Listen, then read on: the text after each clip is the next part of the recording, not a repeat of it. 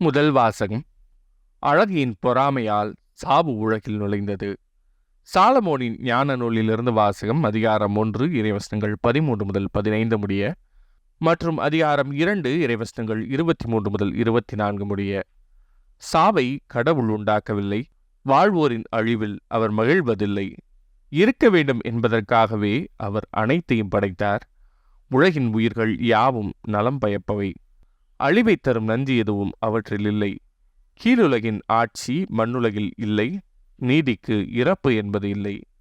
கடவுள் மனிதர்களை அழியாமைக்கென்று படைத்தார்.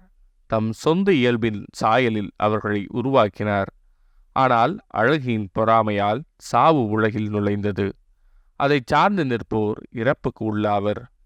இது ஆண்டவரின் அருள்வாக்கு. இறைவா, உமக்கு நன்றி. பதிலுரை பாடல்.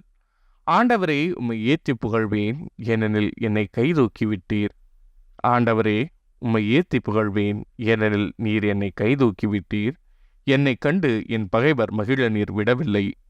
ஆண்டவரே, நீர் என்னை பாதாளத்திலிருந்து ஏறி வரச் செய்தீர். சாவு குழியில் இறங்கிய எனது உயிரை காத்தீர். ஆண்டவரே, உம்மை ஏத்தி புகழ்வேன், ஏனெனில் என்னை கைதூக்கி விட்டீர். இறையன்பரே, ஆண்டவரை புகழ்ந்து பாடுங்கள். தூயவராம் அவரை நினைத்து நன்றி கூறுங்கள். அவரது சினம் ஒரு நொடிப்பொழுதுதான் இருக்கும். அவரது கருணையோ வாழ்நாள் முழுதும் நீடிக்கும். மாலையில் அழுகை, காலையிலோ ஆர்ப்பரிப்பு. ஆண்டவரே, உம்மை ஏத்தி புகழ்வேன், ஏனெனில் என்னை கைதூக்கி விட்டீர். ஆண்டவரே, எனக்கு செவிசாயும், என் மீது இறங்கும். ஆண்டவரே, எனக்கு துணையாயிரும். நீர் என் புலம்பலை களிநரமாக மாற்றிவிட்டீர். என் கடவுளாகிய ஆண்டவரே, உமக்கு என்றென்றும் நன்றி செலுத்துவேன். ஆண்டவரே, உம்மை ஏத்தி புகழ்வேன், ஏனெனில் என்னை கைதூக்கி விட்டீர். இரண்டாம் வாசகம். இப்பொழுது உங்களிடம் மிகுதியாயிருக்கிறது, அவர்களுடைய குறையை நீக்குங்கள். திருத்துதர் பவுல் கொரிந்தியருக்கு எழுதிய 2ஆம் திருமுகத்திலிருந்து வாசகம். அதிகாரம் 8 இறைவசனம் 7 மற்றும் 9 மற்றும் 13 முதல் 15 முடிய. சகோதரர் சகோதரிகளே, நம்பிக்கை, நாவன்மை, அறிவு, பேரார்வம் ஆகிய அனைத்தையும் மிகுதியாய் கொண்டிருக்கிறீர்கள். எங்கள் மேல் நீங்கள் கொண்டுள்ள அன்பும் பெருகிக் கொண்டு வருகிறது.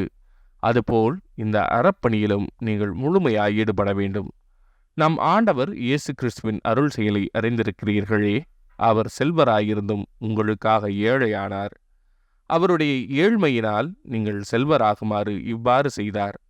மற்றவர்களின் சுமையை தணிப்பதற்காக நீங்கள் துன்புற வேண்டும் என்று நாங்கள் சொல்லவில்லை.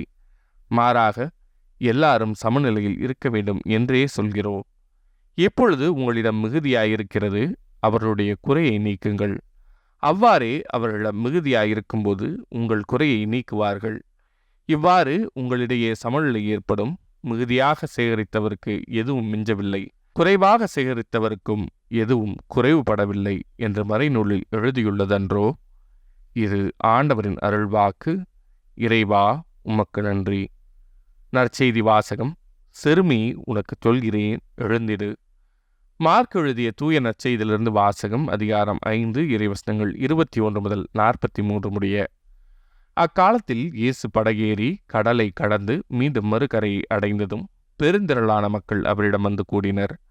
அவர் கடற்கரையில் இருந்தார். தொழுகை கூட தலைவர்கள் ஒருவரான யாயிர் என்பவர் வந்து அவரை கண்டு அவரது காலில் விழுந்து, என் மகள் சாகும் தருவாயில் இருக்கிறாள். நீர் வந்து அவள் மீதும் கைகளை வையும்.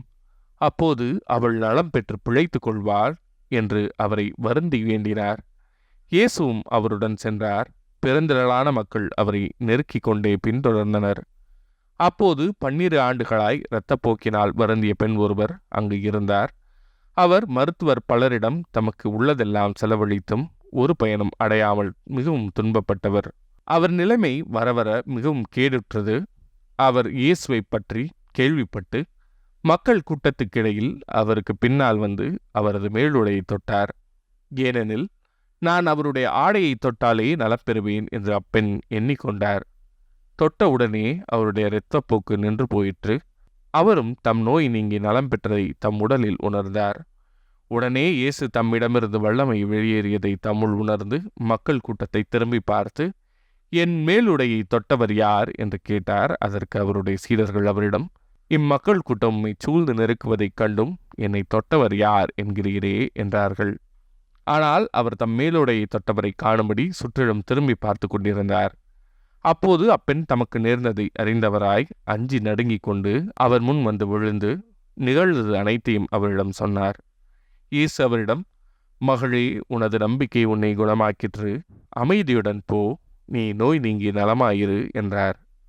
அவர் தொடர்ந்து பேசிக்கொண்டிருந்த பொழுது தொழுகைக்கூட தலைவருடைய வீட்டிலிருந்த ஆள்கள் வந்து அவரிடம், உம்முடைய மகள் இறந்து விட்டால் போதகரை ஏன் இன்னும் தொந்தரவு செய்கிறீர் என்றார்கள். அவர்கள் சொன்னது இயேசுவின் காதில் விழுந்ததும் அவர் தொழுகைக்கூட தலைவரிடம், அஞ்சாதீர், நம்பிக்கையை மட்டும் விடாதீர் என்று கூறினார். அவர் பேதுரு, யாக்கோபு, யாக்கோபின் சகோதரரான யோவான் ஆகியோரை தவிர வேறொருவரையும் தம்முடன் வரவிடவில்லை. அவர்கள் தொழுகைக்கூட தலைவரின் வீட்டுக்கு சென்றார்கள். அங்கே அமளியையும் மக்கள் அழுது ஓலமிட்டு புலம்புவதையும் இயேசு கண்டார். அவர் உள்ளே சென்று, ஏன் இந்த அமளி, ஏன் இந்த அழுகை? சிறுமி இறக்கவில்லை, உறங்குகிறாள் என்றார். அவர்கள் அவரை பார்த்து நகைத்தார்கள். ஆனால் அவர் அனைவரையும் வெளியேற்றிய பின் சிறுமியின் தந்தையையும் தாயையும் தம்முடன் இருந்தவர்களையும் கூட்டிக் கொண்டு அச்சிறுமி இருந்த இடத்திற்கு சென்றார். சிறுமியின் கையை பிடித்து அவளிடம், தலித்தாகும் என்றார். அதற்கு சிறுமி, உனக்கு சொல்லுகிறேன், எழுந்திடு என்பது பொருள். உடனே அச்சிறுமி எழுந்து நடந்தால். அவள் 12 வயதானவள். மக்கள் பெரிதும் மழைத்து போய் மெய்மறந்து நின்றார்கள். இதை யாருக்கும் தெரிவிக்கக்கூடாது என்று அவர் அவர்களுக்கு கண்டிப்பாய் கட்டளையிட்டார். அவளுக்கு உணவு கொடுக்கவும் சொன்னார். இது ஆண்டவரின் அருள்வாக்கு. கிறிஸ்துவே, உமக்கு புகழ்.